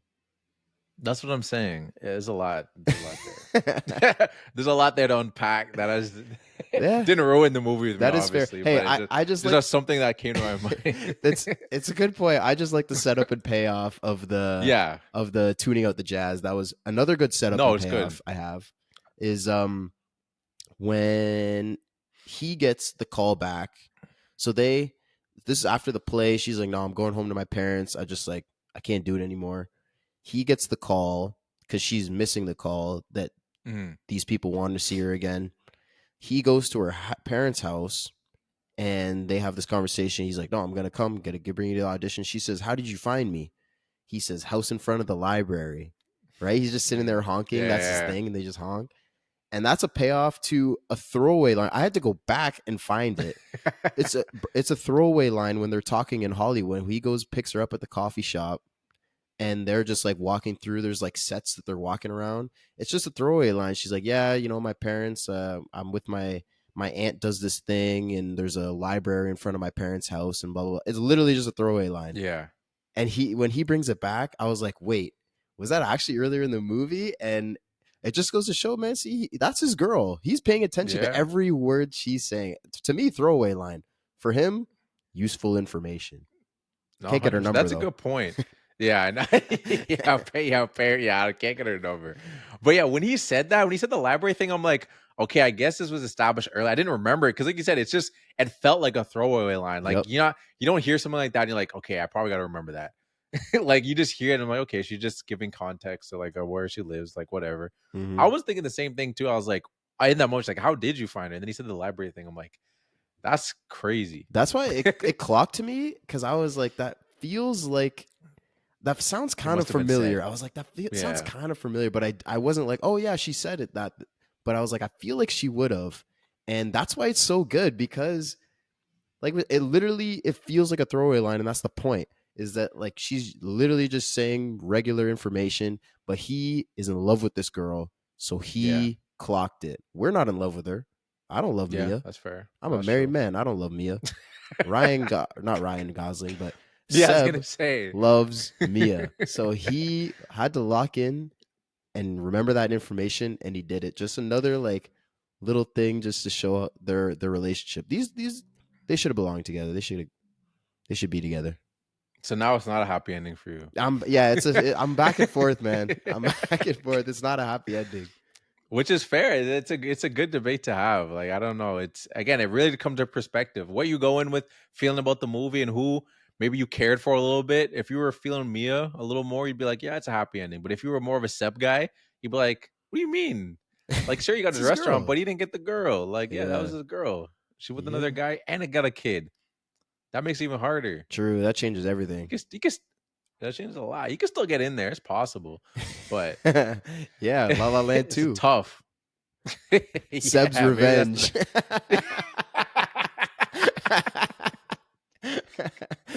I like He's just that's a good. home Yeah, I wrecker. He like- just goes in and messes the whole situation up. Oh, that's good, man. That's good. Did you know that the customer that walks or the at the cafe that wants a refund for like, is this gluten free? No, it's not gluten free. All right, I Oh want a yeah. refund. That's Damien Chazelle's girlfriend. Oh really? Yeah, Oh snap. That's cute. I like those little when guys do that, or just yeah, when directors do that in general, just like throw someone like a family member, or just like your girl, whatever, just throw them in there. It's like, oh, that was his mom or that was his sister. I'm like, oh, cool, yeah. that's dope. Actually, Nice little cam. there's another. I guess it's a setup and payoff, but like when we see this unnamed famous actress walk into the cafe, because we see the back of her head, and she walks in, gets a Yeah, free coffee, leaves, and then Mia gets to do that at the end of the movie. yeah. That was I just was a just gonna little mention thing. I that was like, too. That ah, was a nice okay, little. cool. Yeah, that's nice. That's a nice little callback to the beginning. It's like, were you Yeah, paying attention? Because we just did the exact same thing, and then it's saying exactly, on the house. No, I insist. Word for word, exact bar for same. Yeah, bar, like yeah. exact, like exact same setup. And then people looking at her as she goes into her little, what do you call those things? Little stage like carts, I guess. Oh, is it like a golf cart? I don't know. Yeah, it's like a golf cart. Yeah, But that's why basically. I But think yeah, this movie is so good, and because there's I think every movie, I mean, every movie is visual. So there is that yeah, experience to it. Every movie has a story, and some are great on one, some are great on none. So, and the ones that are yeah, great on both are phenomenal. And like, because this movie is great on both, it has fun moments, like all the camera movement, the color, everything. If you walk in and you just want to like turn your brain off and watch this movie, you'll have a good time. But if you want yeah. to pay attention, then there's stuff in there that will just itch that part of your brain. That's what those callbacks do to me. Like when something happens that was talked about earlier, it just like itches a part of my brain that is so nice. So like if you're Yeah, paying same. attention, it's there. If you don't want to do it, you'll still have a good time. This movie's great. Oh, 100%. Because it's that little attention to detail thing where it's just like, are you paying attention? It's like Mm-hmm. it's like the prestige thing that they constantly say in the prestige. Are you Mm. paying attention? Like, it's like, are you paying attention to these little things we're saying here? Because they're gonna come back, and then maybe on your second viewing, you're like, oh, I didn't even realize he said da da da da. Like, obviously, we did a podcast for this movie, so we were diving deeper into it. So like, there's all these little callbacks that maybe if we didn't realize that you'd be like, oh snap, like, oh, so that's what that was. That's a But good point, actually. If I watch that this, or was. when I watch this game, I'm gonna watch this movie again. When I watch it again, there's probably even more that I noticed these ones. There's probably even more. Yeah, exactly. Your eyes just gonna be looking. Well, your eyes are just automatically gonna be looking at because I think it's just the way we watch movies, even if it's not for the podcast. Yeah. We just like we'll watch a movie like that. But it's funny. I'm glad you expanded on your point because the way you started that sentence, I was like, Scott, like you're like every movie has visuals, every movie has a story. I'm like, you heard it here first on the podcast, Scott. Hey, Every movie's got visuals and a that's story. that's a elite breakdown right there. You're not gonna get that. You're not gonna get that from any other Anywhere else. podcast. You thought that's But all no, where I was going with that point? well, you paused for a little bit after you said it, so I'm like, where are you going with this? It's a good point, but no, I- that's good. Yeah, go. that's my My last bad. one. That's my last one. So, Oh, here's the last one. The only thing I have is I had time to slip in a game. oh, we love games. Games are so We cool. love games. We love games. It's a. I'm bringing it back. I'm bringing it back from the. I don't know which episode I did it on, but Two Truths and a Lie. Okay. Two Truths and a Lie. I'm bringing it back. The Emma Stone edition. Oh, So let me get the Emma Stone edition ready for you. And are you ready, Scott? I am You know the ready. rules of truth. For anyone that doesn't know what two truths and a lie is, I'm gonna tell him three facts, and he basically just has to guess which one is the lie. Yep. Self-explanatory. First one we have Emma Stone filmed the audition, the Fools Who Dream scene in one continuous take. That's the first one. Second one, Emma Stone learned to tap dance in 6 weeks for this movie. And then the third one, Emma was so nervous before filming the opening edition scenes, like all those little scenes that she was doing all the edition stuff like that, that that Damien let her improvise dialogue to feel more natural. Mm. So those are your three. Do you want me to repeat them, or you got them all in your head? No, I got them. So the first You got one, them. the audition song, one take. I think that's Yeah. true. I think that's Okay. true. I believe she did it. I actually read All right. something interesting about that. They it wasn't like a pre-recorded thing that she lip synced. It was like Mm-hmm. the composer was playing the piano in her ear while she was doing it, and then Oh, she could kind of like react to it, and like she had a little that's more cool. control over the scene because she starts talking, right, and then she goes into singing, so Yeah. she could choose kind of like when the timing was right to do that. Yeah. That Anyways, was cool. I didn't see that. That's no yeah. sick. So I think that's true. The second one It was what was was the second one? the second one was that she learned to tap dance in 6 Mm, weeks for this movie. I don't know if she did that. And the And then the third third one, one, do you remember improv it? Or do in you want those me to repeat? audition scenes. Hmm. He let her improv. I think he'd let her improv. I'm gonna say she didn't tap dance. That's the lie. Okay. Um, you are incorrect, Scott. That Oh, she did from scratch. She damn. taught herself how to tap dance in 6 weeks. Okay. The the improvised thing was a lie Damn. because he let her improvise to a certain extent, but not really. Like he kind of like he let her improvise, but they didn't actually use any of that. Like he let her improvise to kind of like feel natural, but then just went right back to the script. So like there was no like really improvising in Okay. those scenes. Yeah, so Damn. that was the lie though. Damn. Wait, that's all right though. We don't always get it, but No. thank you for playing Two Truths and a Lie. This is Yeah, the it was Emma a cool Stone game. edition. Emma Stone. Emma Hey, Stone. so shout to her for learning tap dance. I underestimated her. Yeah. No, I thought it was surprised too from scratch too. My 6 apologies. weeks. My apologies, Emma. I'm Yeah, sorry. you better apologize. You I'm know, sorry. she listens to the pod. You Every know, week. not every week. We're trying to lose a little. Sorry, Emma. But Is it that's it time for for the me. Filmies? I think it's time for the filmies. Let's do it.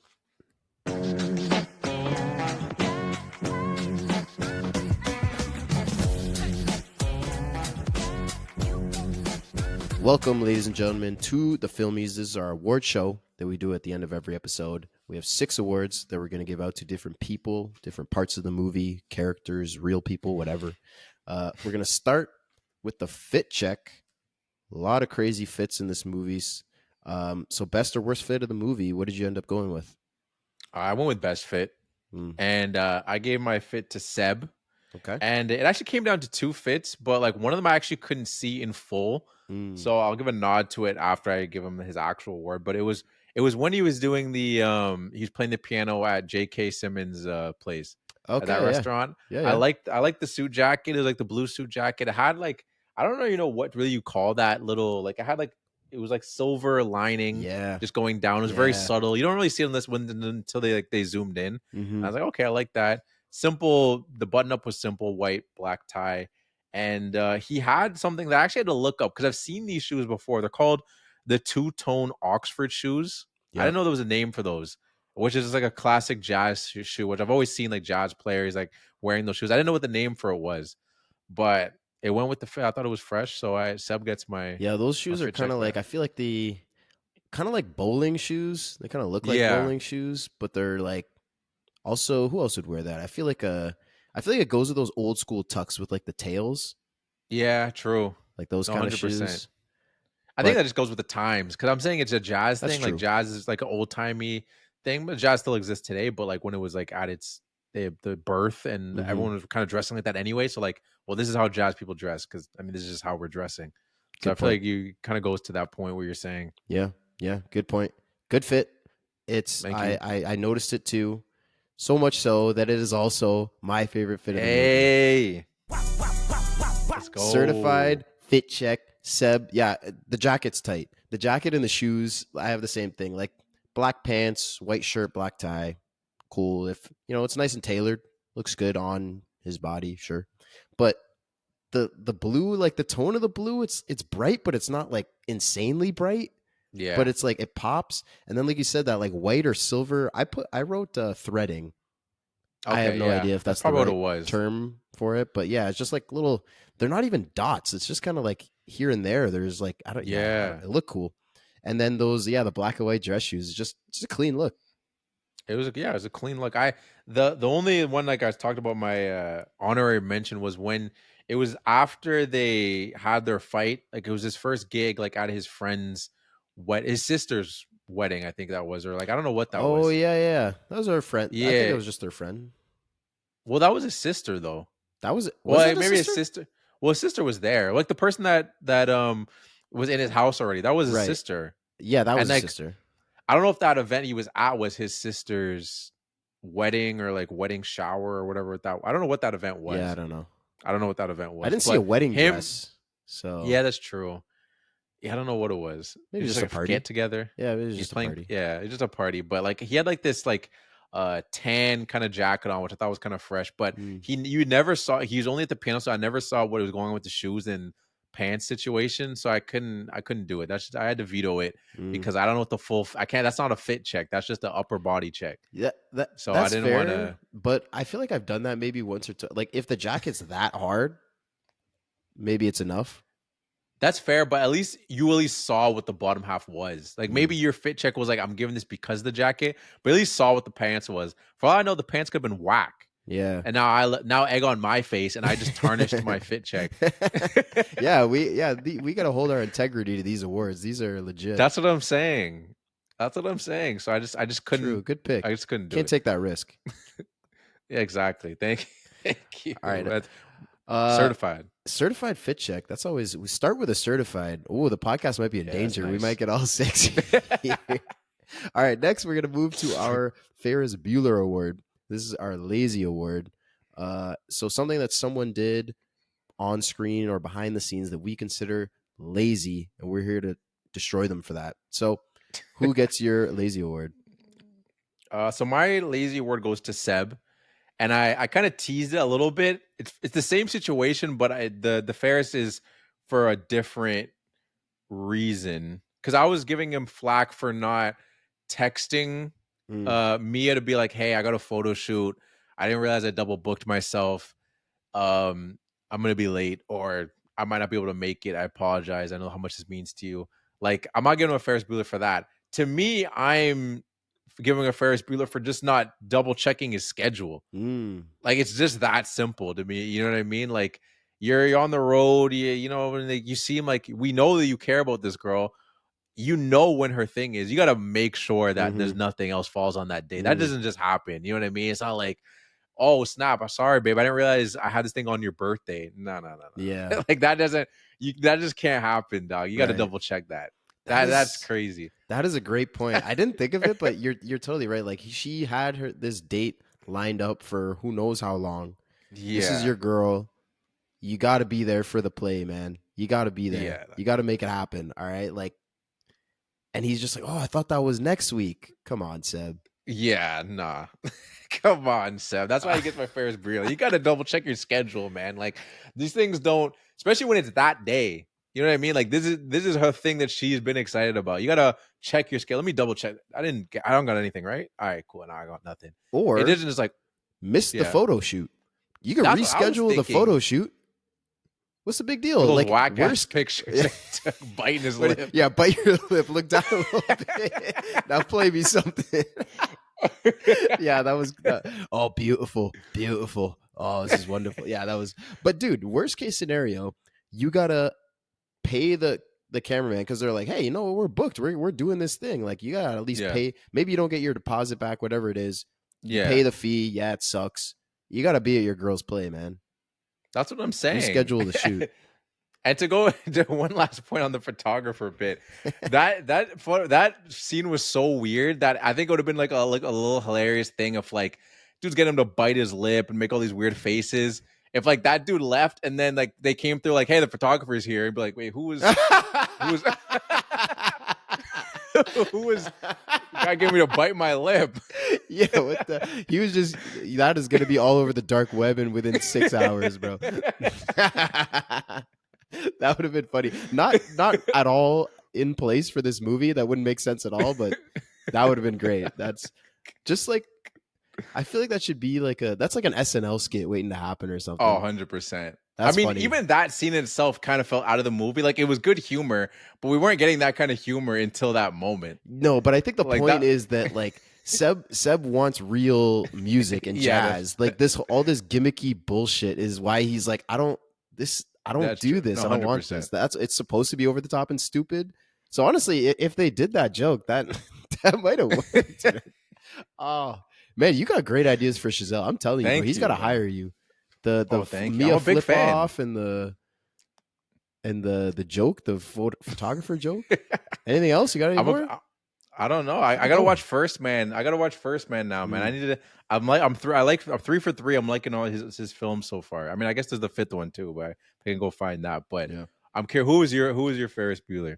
Yeah, the podcast is safe. We do not have 6 certifieds. I gave Okay. my lazy award to Carlo, who is the guy at the pool party when Mia shows up to the pool party and Seb is playing the in like the 60s band. Um Oh, okay. Yeah, and yeah, her friend introduces her to Carlo, right? yeah. She shows up to the pool party, your friend. So basically the lazy word is for messing up this setup. So Yeah. you're sitting here with your friend, your girlfriend. Her girl comes and she's like, "Oh, I'm gonna introduce you to this girl. Like, be cool."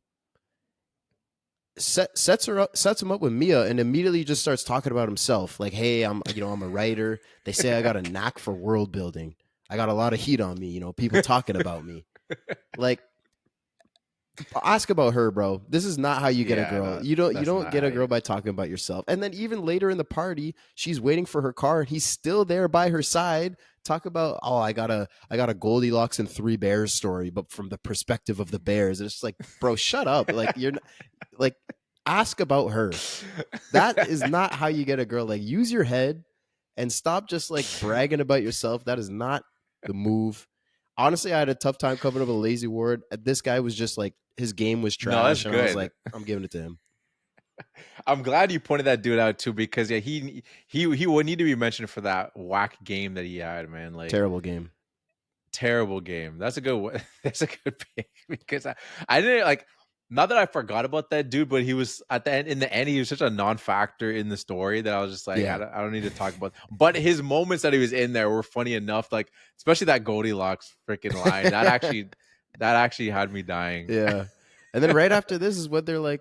She's looking for her car, and they have this whole dance up on the top. We didn't really talk about that, but I feel like that's like the scene of the movie that most people like Yeah, no, it's mention. true. Maybe it's your best scene, so we'll leave it for now. It's I it's don't want to. literally the cover. I mean, not there's a bunch of posters, but I think that is like the poster of the movie for the Right, most where they're part. like their hands So are yeah, up they're in doing the that yeah. exactly. They're doing a little sachet or whatever you call that Yeah. You know movement. I what's don't know. funny actually? Ryan Gosling said that his because her hand is like up like this and his is Yeah. kind of like flat. And he Hmm. said that he like they told him to have his hand up like that, but he thought it Yeah. would look better flat. So he Oh, did it like really? that, and he did. Now he's pissed off because, like, not pissed off, but he's like regrets not doing it because he didn't know they were going to use that picture for the cover of the movie and Oh. on all the promo. And he's like, "I hate my hand. I hate it so much." What a perfectionist. That's He, hilarious yeah, that's stuck with him like he that. calls it the La La hand. That's hilarious. I've never seen that. Just a little tidbit. That's Yeah. hilarious. Shout out to Ryan Now I, Gosling g- for that one. now I gotta go look at that again. But yeah. Yeah. I'm looking But at it no, that's right good. now. I have the poster up here. Oh, okay. That's why it's even It's in your mind noticeable. too. Now that Okay, like yeah. I told you that, you'll always see it. But Oh yeah. Oh yeah. No, I see it. you see it now. Yeah. All right, next up we got our Peyton Pritchard Award. This is our Mm. sixth man. So this is someone with a smaller role, again, on screen, behind the scenes, whatever, that did the most with that small opportunity. Who gets your sixth man? I went very small, Nice. and it's in the opening scene. And I tried to figure out who it was, but like the actual actor, but it was just like it's one of the dancers Okay. in that opening scene. So it's kind of tough because I was like, there's no name. I was Yeah. like, did they name them by shirt color? But like some of them overlap. So purple shirt guy. I actually have the timestamp. So if Okay. you go to 4 minutes and 6 seconds in, this is old school because it actually reminded me because a little behind the scenes for some people we recorded a Whiplash episode, and this reminded me of this. We recorded a Whiplash episode. That was kind of like one of our first test episodes. And when I did the fit check for that, well, what this isn't the same award, but when I did the fit check, I put the timestamp too because I was like, it's such a small character that if I don't put the Mm, timestamp, you're not going to see this character. true. And when I did that for this, I was like, oh yeah, it's like when Whiplash, same director too. Oh yeah, look at that. Full Four circle. minutes 6 seconds, purple shirt. Everyone, there's a lot of background people that were doing their dance move, but this dude really did the Mm, most in his small moment. Like he came through and he did like a backflip. He was doing he was jumping from car to car, and then he jumped on a car, which is a wild move. He jumped on a car and then did a front flip onto another car, and I'm like, oh man, like that looked like and he almost touched the windshield. I'm like, that you could have went right through. That made me think of like some WWE stuff. Like you accidentally just like break through the front glass. Now you got a broken cut up ankle or whatnot. And he kept going. Like he did his flip, and then like he was kind of like in the background. You kept seeing him go like from pillar to pillar. And in the scene when they're like they get on the cars, right, and they're doing like they start doing their dance number, he's still dancing. You Damn. can still see him doing like a different movement that everyone else is doing. And then when they come down and go back into the cars, then he gets back in line with them. But like he was just like an eye. He just was on my eye. Maybe because Mm, purple's my favorite color, so mm. that kind of like stuck with me. And I was like, I'm watching this dude, purple shirt guy. Shout out you. Okay, shout out to the purple shirt guy. I mean, that is one long take as well. So obviously he had to do Yeah, this whole thing nonstop for a couple. Bro, like the first 20 minutes of this movie is literally like maybe 12 shots. It's yeah, crazy. it is wild. That's crazy. But hey, shout out to you, purple shirt guy. Shout out purple shirt guy. I know you listen to, Yeah. Oh just yeah. like Emma Stone. Oh yeah. But We should have asked Emma who's that guy. Like that's got her true. to connect us with him, you know? That is true. We'll make Eventually, sure to do that so he can get his filmy. there you go. My Peyton Pritchard Award, my sixth man, I gave to John Legend. That's I good. First of all, I wasn't expecting to see him in this movie. I forgot he was in this too. I for you, you knew I had no idea. I knew, but I forgot he was in it. I literally had no idea. He just popped up on screen as like, oh, this is my old friend from school, and I was like, what the hell? That's John Legend. Okay, cool. I mean, but I thought he was actually really good in the role. Like, I'm not giving it Yeah. to him just for the name. I think he actually earned it. I thought I really bought that he wanted to evolve jazz and get people back into it. And yeah, I get how that differs from Seb's view of music. And he's kind of like portrayed to be the bad guy in that sense. Like, no, like we got to stick with traditional jazz, and this is the right thing. And Seb's the good guy. Like, we shouldn't be messing it up. Like that funny scene with the photographer that we were talking about. Yeah. But he even gets this moment with Seb when they're at like the band practice and he's trying it out and he's deciding if he's gonna go with the band, I guess, on tour. And he says, you know, how are you gonna be a revolutionary when you're such a traditionalist? Mm. Makes sense. You say you want to save jazz, but how are you gonna save it if no one's listening? Like, I get it, man. Like, Yeah. I feel like he also loves jazz like Seb, but Seb loves it almost so much that he's not willing to change it to keep it alive. Whereas Yeah. John Legend's character is like, I love it and I want other people to love it. So how do I do it in a way that is fun for the masses? So I feel like Yeah. they both still love jazz, but they just have a different approach to it. I thought he was great in his role. No, 100%. And just to like to add a parallel to that whole argument, because that reflects so much into just film in general. You know what I mean? Like there's these hardcore traditionalists. Well, which we love their movies. Like we love the Nolan movies, love the Tarantino movies. And these guys are so locked in. And I like watching movies on film, but they're just like it's film or it's nothing. You know what I mean? Mm-hmm. They're like, oh, I don't want to. But then you have guys like Fincher who grew up in that era of film. And some of the guys like they came over, they accepted it. You're like, you know what? I can shoot on digital. Like that's the way I can still do what I do. But I can do it on digital. Some guys are like, no, it's not real movies if it's not. Which Mm. it's a fine. You can have that perspective. I understand, but it's just like it's just having the nuance with it. You can bring that into music too, where it's just like, ah, no, that's not how hip hop sounds. You know what I mean? It's just like, well, Right. now we're kind of using these beats now. You know what I mean? Like you can still do what you're doing, but like add like, bring in the nuance. You know what I mean? Like no one's gonna listen to the. I shouldn't say no one, but you only get traditionalists, and there's only so many traditionalists. You're not gonna grow it. Right. Yeah, or like like the old heads in basketball. You're like, oh, this is real basketball. They're just chucking up threes. You know, you Yeah, gotta exactly. get into the paint, score easy baskets, There's nuance. Look at rebound. Jokic. Look at there's the nuance. They're not gonna get too out of this topic, but there's always nuance. You can have old and new. You can make it new. You don't have to just do old, just do new. You can find a happy medium. Like John Legend in La Check La out Land. John Legend in La La Land. All right, next we got our favorite quote. What was your favorite quote? So this was actually hard for me finding a There's a lot favorite quote of 'cause I thought there was same. there was a lot of good quotes in here, and in the end, I just went with something that kind of just like made me laugh, and Okay. I give it to Mia. And it's when because it's just so deadpan, especially when you like you write it on paper. The way she delivered it didn't necessarily like feel that way, but like when I wrote it down again, I was like, this feels so deadpan if like with no context. When Seb was like, "What do you mean you don't like jazz?" She's like, "It just means that when I listen to it, I don't like it." That was a good one. That was a good Yeah. one. There was that made me laugh because there's another one. I don't know if this is actually why she did it, but because Seb does that to her when he's talking about the club that he wants to buy, right? He's Yeah. like, "Oh, do you know this? It's a samba tapas place." She's like, "Oh, what's that?" They play samba and they serve tapas. It's the same thing. Yeah, basically. It's just so, I mean, it's so deadpan. Yeah. It's just hilarious. She didn't deliver it like a like start really sarcastically, but it almost kind of is sarcastic when you think about her just Mm, replying in that exact way. Well, when I yeah. listen to it, I don't like it. Like they didn't give you didn't give me nuance of like why you don't like until later. She Yeah. just switched straight up went with that. I'm like, I thought that was hilarious because it made me laugh. And hey, I mean, Seb has the same, like he has that reaction. He's like, what is that? What do you mean by that? Like, no, like you can't Yeah. just say that. Like, there's different types of jazz. There's no way there's Yeah. no jazz song ever that you don't like. And Yeah, exactly. he pushes back on her, which is as he should. But that was funny. That was funny. I like that. Yeah. What about you though? What was your My favorite quote, quote? I went much more pretentious than you. That's all right. I went with one that has layers and meaning and depth because I'm so smart. Okay. Um, Seb. So I gave it to Seb, Yeah. and it's at the end when he's in his club when he sees Mia, and Mm, basically the quote itself is when he just says "Welcome to Seb's," but mm, one, it's his delivery, and two, it's kind of like the difference of what he was just doing because he hops up on the mic, right? They were just Mia and her husband come in, they're listening to the song.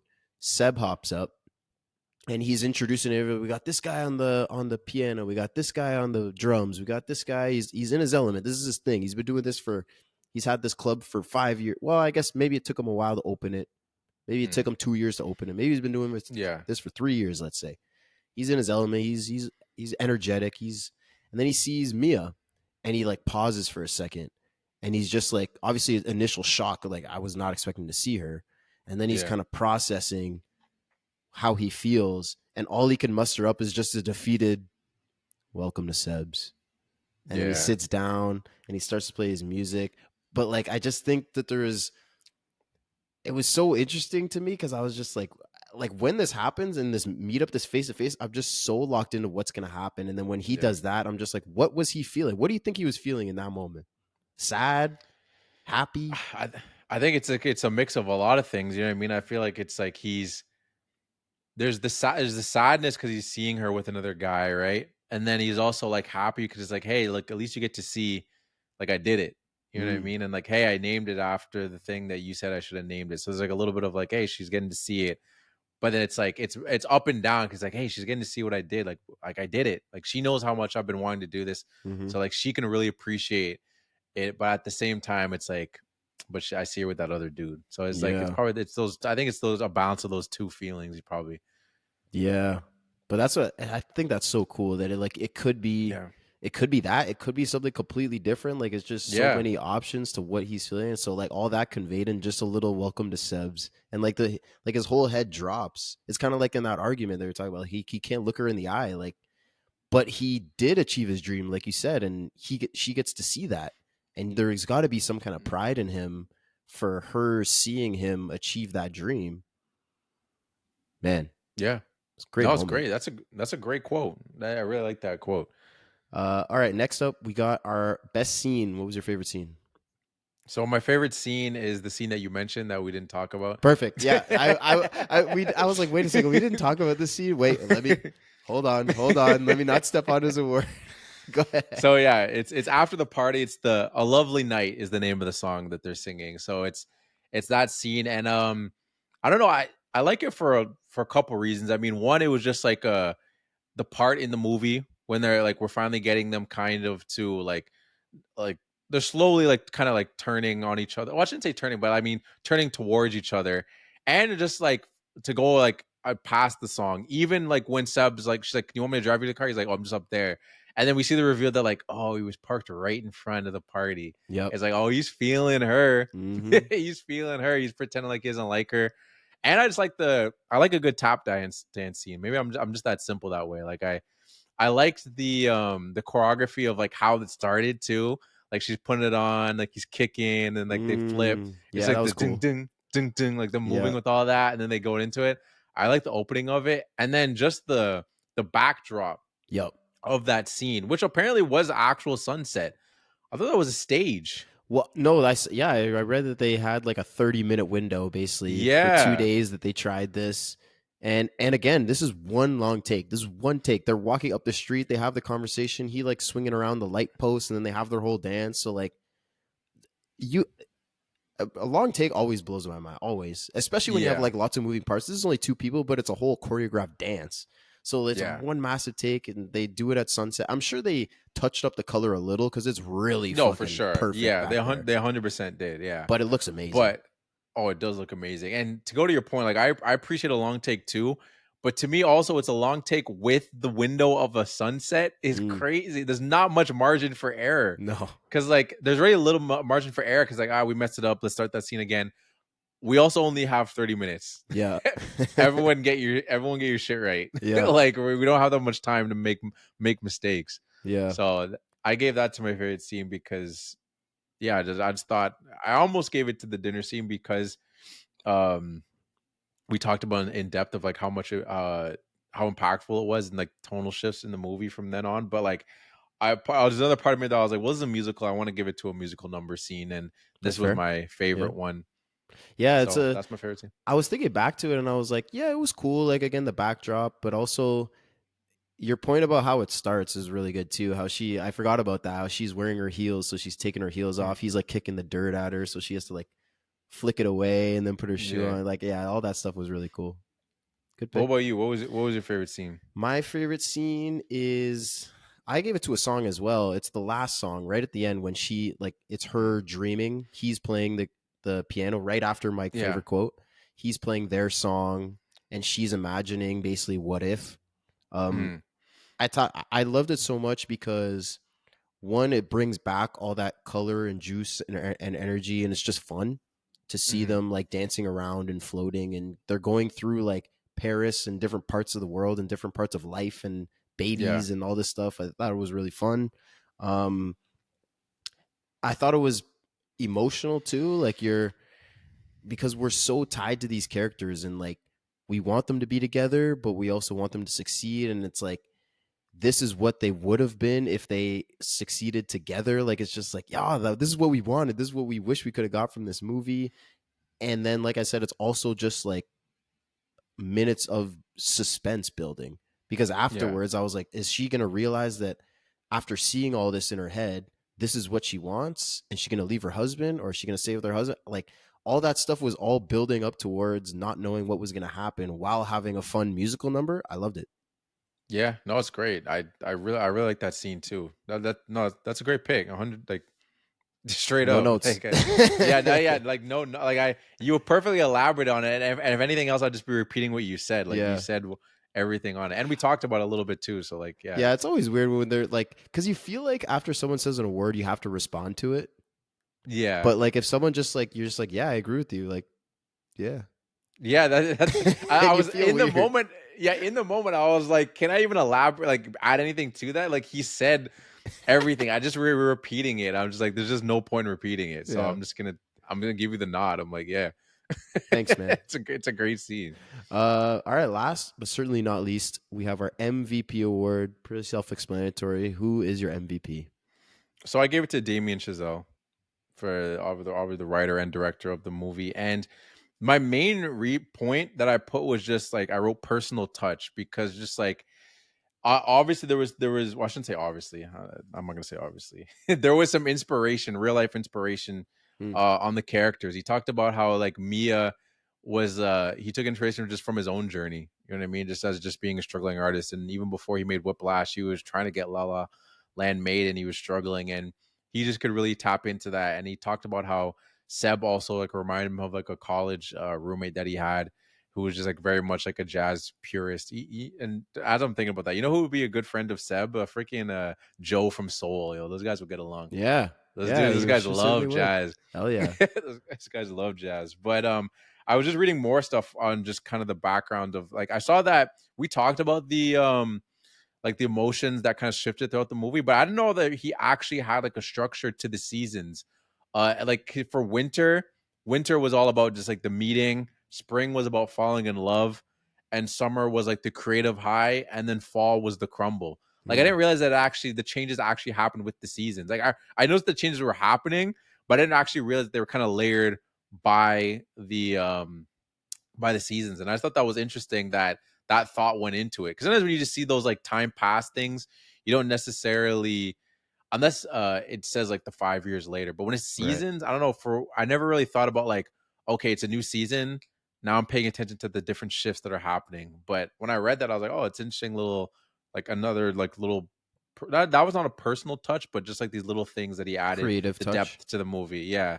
That I Yeah. really liked. No, it's a good way of introducing a time skip as well, because when we go from them meeting for the first time and they go to the observatory and they're flying and all this stuff, it's like, yeah, it's the, what do they call it, the cupcake phase or whatever, where it's like the Oh, start of a okay. Yeah. relationship, Yeah. everything's perfect, and Mhm. then they're like have an Yeah. established relationship. So Mhm. that if they just like jump into that right away, we'd be like, okay, I feel like there would have been had to have been some time that passed here. So that's Yeah. a good way of introducing like a time skip as well as like a thematic skip or a tonal shift as well. It's a good point. Mhm. Yeah. But yeah, no, I thought his attention like we talked about a little bit earlier. I was saying like what you get from like from his movies, and it's like there's such a large element of music, and I'm kind of curious to see First Man too, because literally about the moon landing, I'm like, how musical is that movie? Yeah, I don't know. It seems like such a different switch from all his other movies that are very much music based. But from the movies I've seen, I feel like okay, I know what I'm getting from this guy. I know it's gonna be very visually and like stimulating, and obviously the music that is such a heavy element to Hmm. to it. And this movie definitely delivered on that. And again, I writer director, we Yeah. don't always say that's not always the model to be the MVP. Sometimes someone could just show out, and I think Emma Stone and Ryan Gosling were really good in this movie. But I because it felt like such a personal story, that the fact that I saw him say that he took inspiration from himself and from a roommate, I'm gonna give it to him. So Good pick. Damien, And it may probably comes as no surprise, but he is also my MVP. He, I mean, I was talking him up the whole episode. Like I said, there was a point yeah, where I was literally just clapping, just from the direction. yeah, Like all the long takes a lot of work in yeah, direction, and we talked about like the attention to detail with the camera moving. You have to make sure that this person is in this spot when the camera gets here, and I want you to look like this. I want Ryan Gosling. I want you to have your eyes down for this entire argument so that I can convey more information without telling it to the audience. All the setups and payoffs that I talked about throughout the episode, love that. From a yeah. story perspective, the the color and like the reality of the world changing throughout to fit the tone in line with the seasons that you mentioned, like there's so many creative decisions that he made with that are like very fresh, different, and they all worked. And this movie was great. I loved it. So Yeah. Damien Chazelle, kudos to you, my man. Shout out, man. Certified. Yeah, you know he's great. Certified, He's great. certified He's. MVP.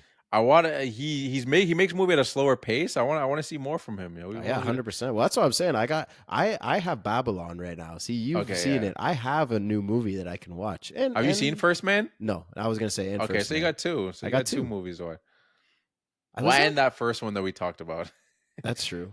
We keep forgetting to mention that one just I because have. it's not a Yeah, critically it's like a acclaimed movie. school project, but Yeah. like I said, it was apparently pretty good. Where's the? Oh, I flipped 2 pages in my notes. Guy and Madeline on a park bench. Okay, we'll give it a chance. Yeah, into it I'll give it a chance. We'll see. because it's Chazelle. Trusted Yeah, Chazelle. exactly. Exactly. That's the motto on this podcast. Yeah, and Chazelle we trust. There you go. That's the Filmies. We got two certifieds. We back. We didn't get anything last week, I don't think. But I don't think we did. But No, if we you want to didn't. be part of the conversation, maybe you could be the next part of the next family meeting. You can follow us on our socials on Instagram and TikTok at the Film Room Pod. We're on YouTube, Apple, Spotify. Just search up the Film Room Podcast. And you can leave a comment on Spotify, YouTube, or reply to any of our stories. We respond to everything that we see. And if you like the show, hit us with a review. It helps the show grow. Helps the show gain more visibility for like new listeners. And we just love hearing back from the family. I love La La Land.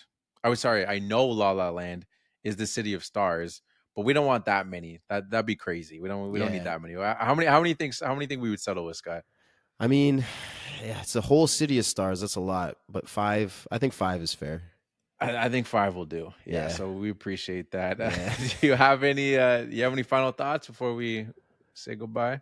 Hey man, this movie delivered. Had a high bar in it. Damien Chazelle. I've seen 2 of your movies that were both incredible. I'm so excited to watch more. And we trust. And remember, like Mia said, no Jamal, you be tripping. That's the one. And peace out. Peace out.